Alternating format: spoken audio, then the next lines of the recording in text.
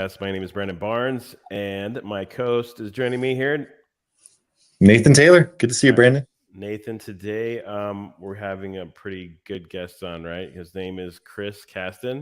Did I say that right, Chris? If Yep. I messed it up, then we're gonna have to start over again. But Nope, we're good. Chris Caston, he's been in the IT industry quite some time, and he is currently the CTO and partner of Team Logic IT in Phoenix. Chris, why don't you tell us a little bit about yourself? Oh man. Well, considering what the show we're on, I guess I'll tell you about my tech history, Yeah, um, which started in the late '80s, and I'm not going to do the math from there. Um, I've been a developer, I've been a DBA, I've been a network engineer, I've been a tech lead, a manager, a director, a software architect, a systems architect, even fairly recently a cloud engineer and architect for public cloud. nice. Um, but really, as you can tell from all that, I'm a generalist, right? I do what's interesting, what's fun, what's bright and shiny. Um, I'm not good at specialization. Yeah, I think what's funny in the MSP realm is that's usually where you land, right? Um, even starting in my, not the '80s, a little bit later, but even working for the government where I started, you had to you're segregated, right? You had, in order to get a network thing done, you had to submit a Mhm. ticket. In order Hmm. to get a security thing done, you had to submit a ticket. And so, I think one thing I love about the MSP space is you technically have the freedom to learn other spaces. I love that. But Chris, what is Yeah, it I about would think like that's where people like us. yeah, that's where we end up, right? I'm sorry. That's where we end up. Yep, exactly. The people that don't want to be put in a box. Yes, Who want to be the heroes. the Chris, troublemakers. tell me a little bit about, kind of your journey. Like tell us about, how obviously if you've been around for a while and back since the 1900s, where tell us tell us about your journey. That's what my kids say. My dad's from the 1900s. Wow, That's what my kids say. Oh my goodness. I know they're ruthless, aren't they? I They think we're are. done here. Yeah, the my MSP journey's been probably the most amusing or interesting. I um, was working with a friend back in Denver, back in the late aughts, I guess we say now, and was doing some contracting and consulting, and then we were talking, and he was telling me about this MSP thing he was doing and starting, and I thought, well, that sounds really weird. Would people pay for that? Right. And I joined him, and wow, it was interesting. It was quite a ride. So that was in I joined him in officially in 2010 after a year or two of kind of bouncing around, and we took that company from I think I was the third or fourth employee when I left. We were pushing 30 8 years later, and it was a fun ride. I learned a lot about the industry, um, and we got to a point where I kind of always knew I wanted to have my own business or Right. be partners in a business, and kind of realized that maybe wasn't where this was the right place to be. So I took an abrupt 90 degrees and said, I'm going to specialize. And we already covered how well that works. But I specialized for 3 years and was kind of miserable, to be honest. Went back to work for one of our clients as their AWS director of cloud and did all the cloud stuff, was all in. And then 3 years later, I was like, okay, what else can I do? So I ended up back in the MSP world, which maybe isn't where I planned on being when I said I wanted to own my own business, but I know it. Nonetheless. Yeah. Yeah. Yeah. I figured, well, I'll just drop right back in. No big deal. I've done this before. It's not And boring. yeah, it's not boring. And holy cow, did those 3 years I was out, everything changed. Or four Yeah. years I was all the acquisitions, all the VC money buying up all the companies, I swear I've spent the last year just trying to figure out who owns who and what conglomerates are behind them. And it's really, Mm. the tools scene has really changed. Um, Massively. not for the better, I would say. But it's been it's been quite a ride coming back. Yeah, and Chris, you and I go back a long ways. You ended up hiring me in that first stint at the MSP, and you had the privilege of managing my Henri Butt for a number of years, and we I we had a kinda lot of wanna fun tell together. I kind of want to tell the origin story here, but I'm not sure if it's Go for it. Go for it. Tell the story. how we met. Sure. Yeah. I mean, the first time okay. It's a fun story, right? The first time Yes. we met, the company I was at was Efficient Forms, and we're a little startup, I guess you'd say. Even 20 years later, we still called ourselves a startup, but I digress. Right. We had bought a used copier, and we called for help, and we ended up with some kid named Nathan Taylor was on his way to help us set up this copier. And so he walked in, and I asked him if he was. I think I asked you if you were playing hooky today, but he was super helpful, and he was kind of looking around the environment. He's like, "Wow, what else you got going on here?" So we talked a little bit, and I said, I need to build another Active Directory server here when I have time. And I believe, as I recall, you said, "I can take care of that for you. Why don't you engage us?" always be closing. Always be Right. closing. Yeah. That's And how you learn. I said, "You know what, kid, I'll give you a shot." And I didn't say kid. And then I think it was about a week later, we had the install planned, and Nathan walked in with about 1.5 inches of printed paper. And he said, "I've got everything we need to do right here." Thunks it on the desk. And gosh, the rest is history. Thankfully, all the printed paper worked out, and I don't know that he used a whole lot of it. But you had your guides with you just in case. And Yes. yeah, then we started doing lunch every few months, and lo and behold, I don't when did you come join us? 2015. I joined you in 2015, and so I'm coming up at 10 years at the same company. Now we've been acquired and through 3 different iterations, but yeah, still alive and kicking. You've had a hell of a journey in those 10 years. Seriously. Yeah, it's been wild, and you were very gracious through some Henri moments. There were definitely some growing pains and some maturity moments for me. I will admit, man. I think engineers can be fun to manage. I've got to see the other side of that over the years. So yeah, it's always interesting. But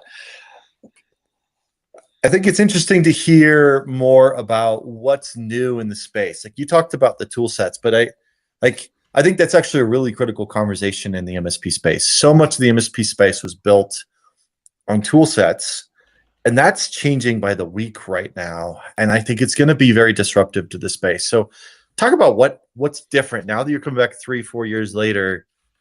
What sort of things you're learning and running into, and you just kind of expand on that. Yeah. Some of the things I'm running into most recently is where I'm really struggling is specifically in the security tools space. Mm. We have a Yeah. security practice like every other MSP, and I have some really good guys on the team. I had a manager leading that who recently left us, and I naively said, "How tough can this be? I'll just take on oversight. I've got smart guys doing the work." And Right. I start going through these tools, and it's every tool in that security space does 19 things, and they all overlap the Venn diagram is just sick. They overlap in 16 places, and I'm really one of my biggest struggles right now is am I getting my money's worth out of this tool, and why am I using this tool for this instead of that tool for this? Because they all do it. SASE is a great example. Every time I turn around, somebody else is doing SASE. Everybody does SASE. It's like, oh my gosh. Yep. To the detriment of the tool companies, I think, because a lot of them really can't distinguish themselves. It's more, in my mind, at least, I see just a lot of me too. Oh yeah, we do that too. Yep, we bolted that on last month. Yeah, we do that too. You're like, well, why is yours better? If not, they're bought out by the bigger conglomerates and kind of taken over, right? And that's kind of what I always see is, geez, like every time I turn around, like 2 more companies recently were bought out. I think by that the last 2 is Axient and Skykick. Yeah. By ConnectWise. By Yep. Yeah. right. It's- and it's like, okay, if it's- they bought both cloud backup companies, like, all right, that's all right. It's yeah, it's 20 years ago, Microsoft versus Apple all over again. Because are you Kaseya or are you ConnectWise? Because Yeah, right. it's like, well, I don't want part of either of them, but that's not really an Right. option anymore. Yeah, yeah. What are you gonna Yeah. do instead? You know. I think this is a area we're going to see continue to accelerate though, because I think AI is an accelerator on this problem. Yeah. Because the security tools can benefit so much from AI for incident response, incident analysis, data analysis, reporting, and automation. And if you can get some AI built onto that giant pile of data your security tool is running, it's a huge win. But as you said, Chris, if you've got 7 security tools, AI can't get at that data. You can't leverage any of the upside of those 8 tools. And I think you're going to see very quickly, you have to pick a horse, and it's got to be your horse for 90% of the things, because the automation and AI is just too valuable to miss out on of having 17 tools. I would agree, but I think that's where AI isn't always a blessing, right? 'Cause Sure. for that reason, you have to pick a horse, and you're gambling, and because you want to use all these benefits because it's a closed garden, and it's scary.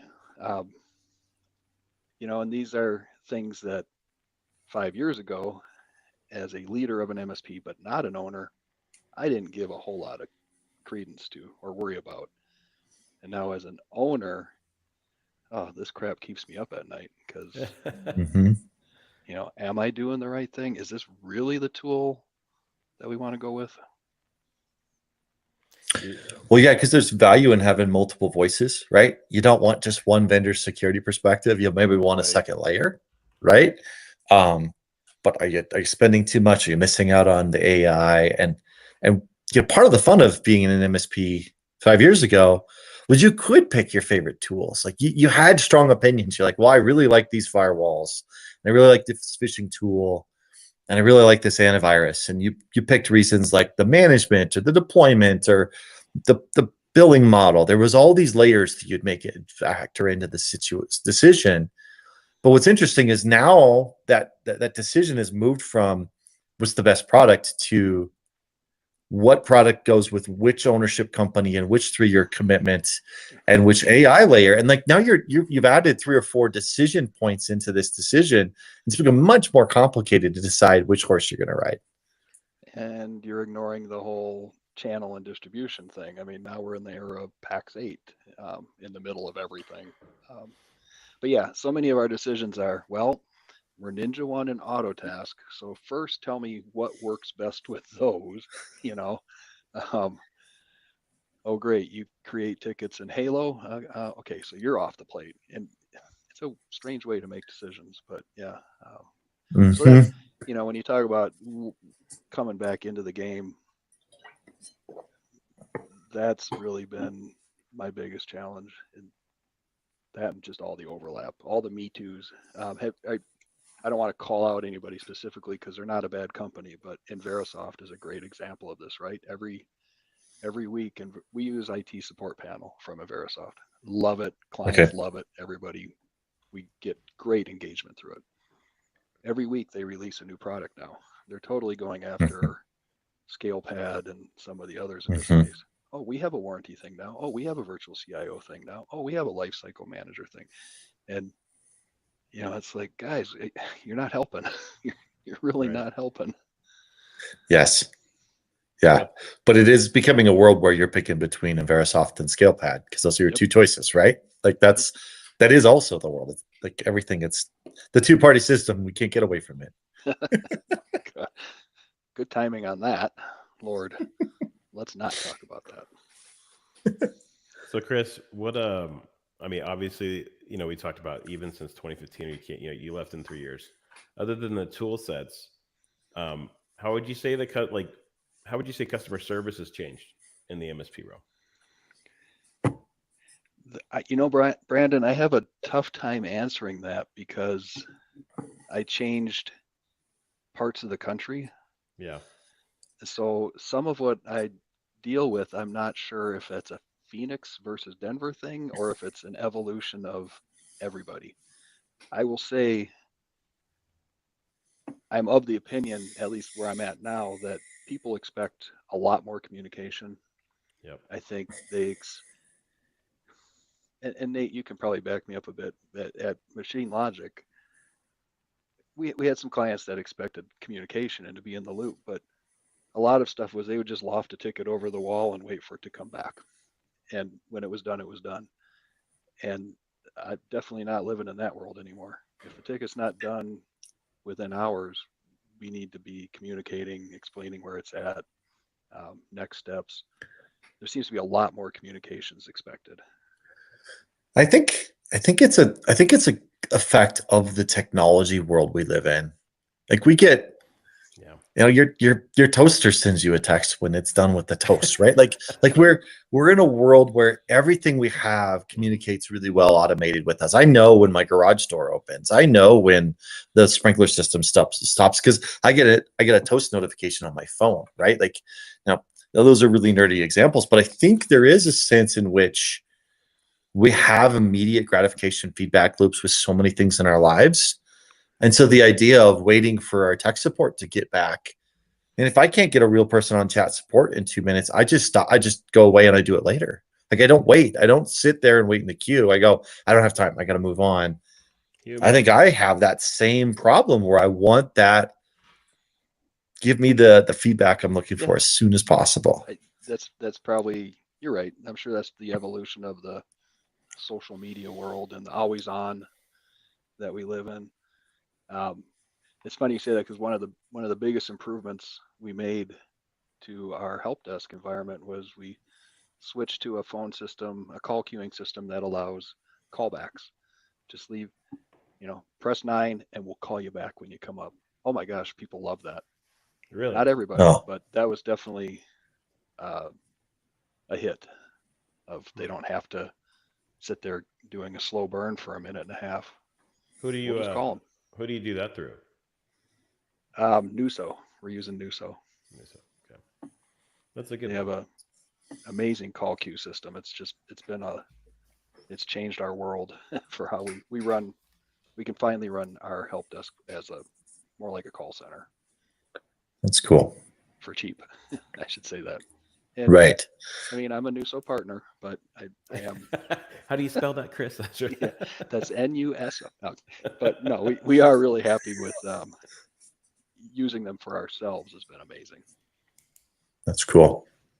Yeah, even the 24-hour, right? Like I know we don't get a ton of calls after hours, but that has changed, I think, for me, where I really don't get a lot of calls. I think I got more calls 10 years ago on the weekend or after hours than I do now.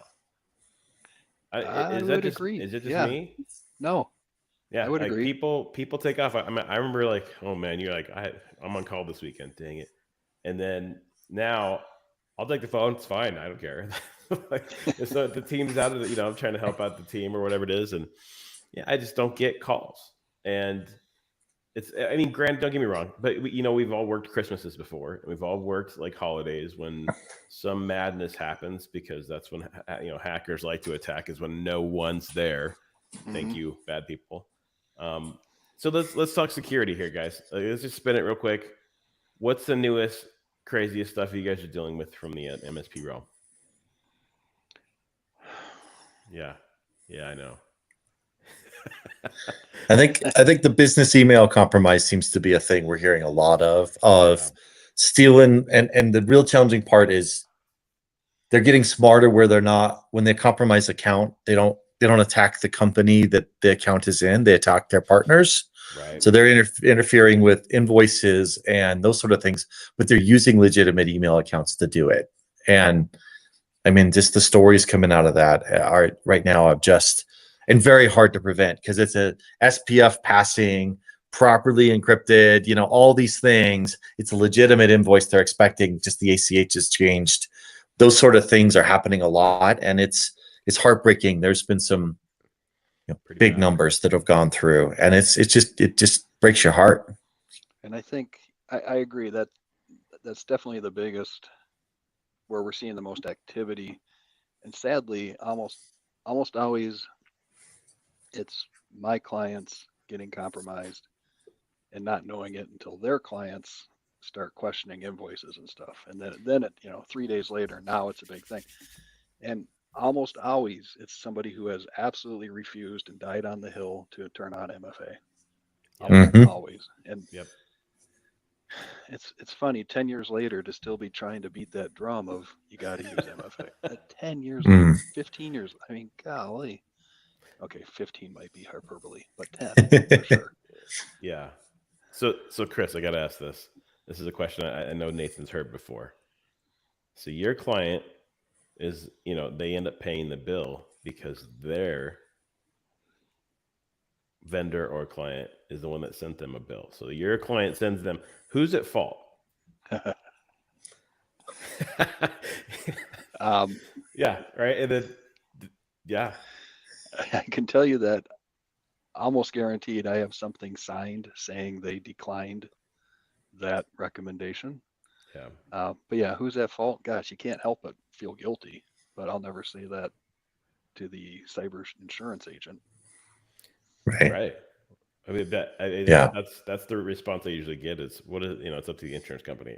That's the hard piece is, this person's compromised, but you're paying the bill. That's just madness, Yeah. Mhm. And then now you see the cybersecurity insurance where it's not just IT. They're like, okay, guys in the accounting department, you need to have, a full on some kind of methodology to verify that your payments are going through correctly.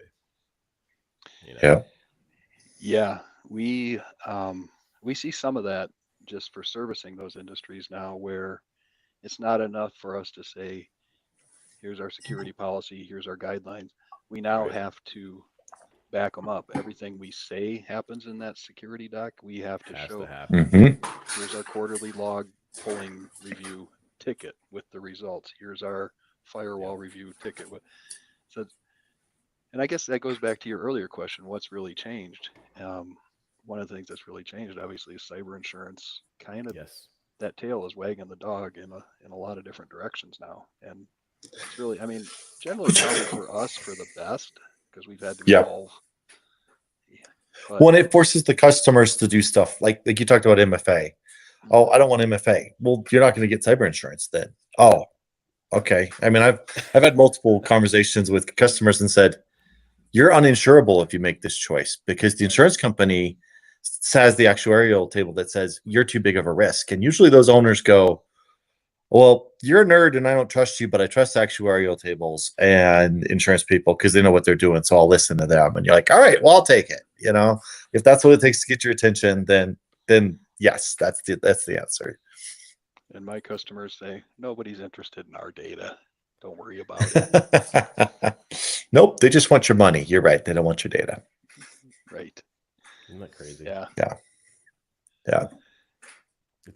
That's another piece, like you said, it's a different world because we were kind of on the whole realm of the ransomware, and then you get that was a big thing for a long time. Then everyone got really pretty good at backups, right? Because that's the biggest defense against that one. And I also we saw how many people lose how many millions of dollars on that one. Like that was crazy one. And then all of a sudden we get a little smart. And then now it's this email spoofing. And it started off with like, oh, no one's gonna spoof this. They always misspell the words, they always do this. And now we're kind of realizing, like Nathan and I had to talk about this a few episodes ago, where they literally map it out. They'll draw it on the board and they'll actually like go through who in what department pays what to who, so they can actually find that right time with the right account number information, the ACH, the wire transfer, the whatever, and hope to God that your bank stops a $500,000 payment, because that's stuff we're getting into now. Is they're legitimate. Or my favorite one was years ago. It was probably 2019. The first time I saw it was, like you said, legitimate SPF records, all the other things, but they didn't have the layers like having outside email or this is coming from an outside email, and they swapped an I and an E in the name of a company in their legitimate domain name email. It looked just like theirs. And they Oh, paid no, it out. yeah. Yes. It's just Yep. they get. I mean, there's so many tricks to this. So I We've just seen some good ones.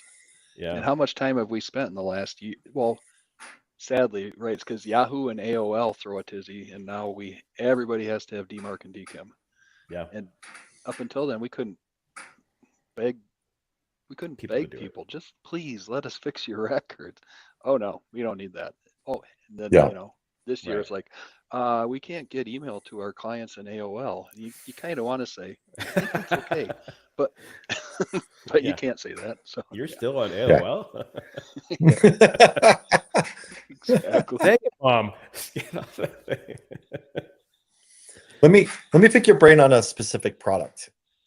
What is your thoughts about Microsoft Defender for Endpoint, Defender for Business in the MSP space? Okay. Oh, I hate to say it because this would be a great discussion, but I don't have a strong opinion. It's fair. My predecessor was a big fan, but we never had that discussion of convince me. So unfortunately, I hate to dry up that conversation. No, it's all right. I can give you my 2 cents on it, and then we love can to move hear it. on. I know Defender. I know Brandon. You guys deploy a lot of it, right? You guys have a lot of it in your Yeah. customer base. We do. I mean, we chewed on the Microsoft candy bar for quite some time. And I'll be honest, I love it. Yeah. I've used, Cylance. I've used SentinelOne. I've used the other stuff. I have DBAs in my office, right? So if I wanted to query if this executable was executed amongst all my machines that have Defender on there, it's a crazy good forensic tool. Like just nuts. And it, with the way they're moving in the security center, and Microsoft, they're just one big slow moving animal. Just, are they buying stuff up? But they do it secretly. They don't tell you that they bought, you know what I mean? And so Yeah. and they're just like, oh, by the way, we got this new feature. And think about that when they did Defender because they bought some antivirus company, right? They bought Intune. An Israeli. Yep. Yeah. Exactly, right? And so it's come together, and I'll be honest, like we bought in since I want to say 2016 when it first came out, or something like that. It was around that time frame. Don't quote me, please. And when we came out, and Nathan, I know you have a lot more buy-in to all the trial stuff, so I'm not trying to put up, but I like it. I really do. Yeah. And I think that if you're really going, if you look at people make fun of it, but what's the chart that starts with the G? I can't remember. Gantt. Oh, Gartner. Yeah, Gartner. Thank you. I want to say Gantt too. But the Gartner report, basically, Microsoft's always at the top. Yeah. They just are. When we were interviewing SOC providers a couple of years ago, one of my questions for them was, all vendors aside, you want to pick a security endpoint solution, what would you pick? And almost all of them said Defender was the one they thought did the best. I mean, that was 2 years ago. The people on the ground were like, this tool has something special. And we're talking people who know, the SentinelOnes and the Cylances and the CrowdStrikes of the world, and they said Defender's it. I think the issue Defender has is, the MSP industry, and Chris, you can vouch for this, we're built around our tool sets. So can I deploy it? Can I monitor it? Can I alert it? Can I manage it from one central console across all of my customers, and preferably tied into one of my other consoles? You skipped the first one. Can I sell it? Can I Can I sell for it? Yes. And so it's included in Business Premium, but are you selling Business Premium? What are you selling? Now I'm bolting on a $5 Defender for Business. There's licensing issues. The really Microsoft Forward partners are selling Business Premium to everybody, so the license is a less of an issue. But you're right, there's a sales issue and there's a margin issue, because I make 30 points on my antivirus to my customers, or 40 points, or whatever it is. There's a line item on my bill that drives revenue, and that's a decision. So you're absolutely right. But I think the next thing that really gets critical becomes, hey, if I want to exclude something across all my endpoints, can I do that? And I think right now that's a real big challenge. Is like, can I make a change across 60 Defender tenants quickly? If you've got people like Brandon does, where you can script some of that and you have expertise in that, there's opportunities, and there's some new features that Microsoft's building with. They have a new multi-tenant XDR portal that's useful. They're starting to integrate with ConnectWise and with Huntress and with Blackpoint Cyber, and so those three vendors are starting to build some management layers. But I still think Microsoft's not opening up the APIs the level that is needed. And like for SourcePass, we got like 2,500 customers. So if I have to whitelist something, I need to be able to do it now. And a lot of the third party, we use SentinelOne. I can do that with one click and SentinelOne across every customer. Hey, make this change. It's seamless and it's instant. And I think that's what's going to hold up Defender in the MSP space. And until they understand, truly enabling us to do that, it's going to be hard. It's interesting because that the ability to do that in SentinelOne is probably more due to them being in the enterprise space. Yeah. Versus MSP first would be my guess. Because without mentioning names, the endpoint that we push, I can't do that. I sure wish I could, but I have the same problem you have with Defender. I got to go into 170 tenants and make that, or figure out the API. Which, yeah, I agree with you on that one. That's the question we're running into today. Think about 10 years ago, we couldn't do any of that. Oh yeah. All right. There Right. was no centrally managed, Webroot or whatever we used back whenever it was. I hope to God I never. Yeah, Bitdefender, Trend Micro. Who knows? Yeah. And then now you're getting into the world of, that's what Kaseya is trying to sell, right? Hey, if you buy our Kaseya 365, we have your backup, we have your fish test, we have your SOC, we have your SIM, we have your antivirus, we have your MDR, your MRR, RMM. How many acronyms can we throw in for one low price and a impossible to escape 3-year commitment? You too can have all of your stuff from one vendor. Yeah. So you said it. You did it. That's awesome. Now with Lube. Yeah. Yes, it's brutal. Their marketing on that has been a bit over the top. The Kaseya 365, that's the new one. Yep. And I looked into that, and like $525 and you get everything. No, you don't. No, you don't. No, you don't. And frankly, well, I'm circling all the way back to earlier in the conversation. It's that whole we do everything, and you're trying to figure out, well, yeah, you do, but 30-40% of these are okay. The rest are not best of breed. And that's kind of how I feel about Kaseya 365. Yes, you are checking all the boxes, but maybe those aren't really the solutions I want. Right. And you bought the solution and you bolted into your license, but it's not integrated. So like we've all been around that. The vendor that has all the solutions, like Autotask was famous for that. The number of modules where you go, why is this feature under a right-click menu when the rest of the UI doesn't have a right-click menu? But on this one page, the only way to do this is to right-click. Oh, you still haven't fully integrated this code base. This is still a third-party acquisition. Yeah, developers that didn't care about the GUI. This one was put together by an intern. Yeah, right. Yes. Yeah, exactly. I think another angle that's going to cause some wrinkles here is I do think AI-based chat tier 1 support and triage is coming. And I think it's going to drive these conversations into a more difficult spot of, you can have our tier 1 triage and chat support that's chat-based and has all kinds of, data mining behind it and knowledge bases, but it only works if you have Kaseya 365 or ConnectWise's premium package. And I think that's going to drive some really challenging moments for a lot of MSPs of like, oh, that's a legitimate efficiency that I have to really wrestle with. What's your take on using, as an end user, using AI chat? What's been your experience?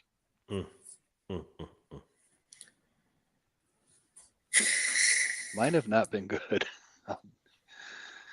Oh, really? Like just for like troubleshooting problems, or just like? Yeah, just going to for home consumer stuff. Just going to the vendor of my security appliances and saying, and they'll have you can call us and wait online, or you could use this really cool AI chat feature.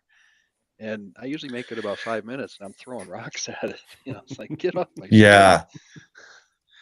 I mean, agree. traditionally I avoided those like the plague, but I feel like I've had multiple experience in the last 6 months where I went, this is better. Not perfect, but it's getting better. I've had moments that have given me hope that there's improvement coming. I want it to work. I want to be able, I look at IT Glue and Autotask and it's like, oh my God, look at all that rich, glorious, lovely data.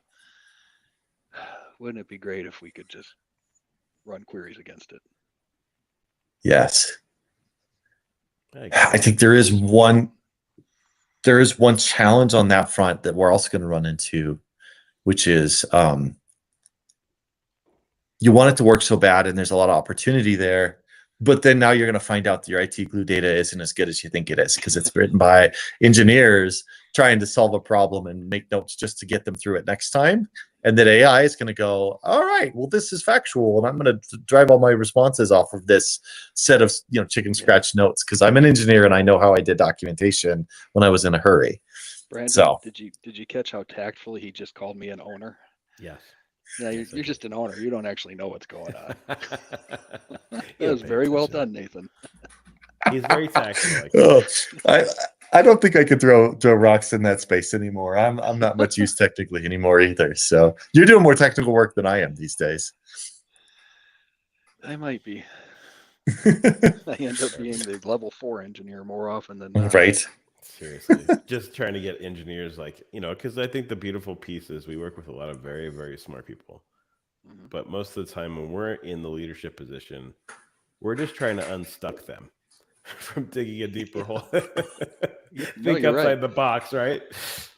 I love the people, but Chris, it's been a pleasure to have you on. I think we're gonna have to wrap up, kind of reach the end of time. But I this always brings me back to like a good old conversation of what Nathan and I used to have just going to lunch, just kind of talking about the MSP space, and just feels kind of nice to talk to other people with the same stuff, the same frustration, the same challenges.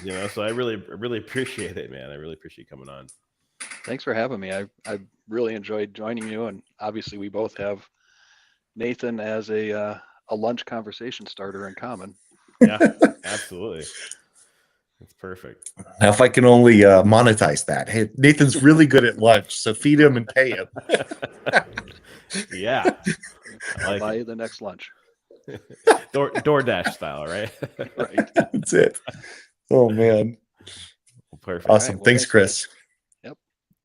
Awesome. We're going to wrap it up, Chris. This is where we say, thank you to all the listeners. Really appreciate it. Don't forget to like, subscribe, make some comments, talk about our love for ConnectWise or how Chris did really good at not saying any bad stuff about any vendor. So appreciate it. And we'll see you next time, guys. Thanks for listening. Thanks, guys. Awesome. Thank you, guys.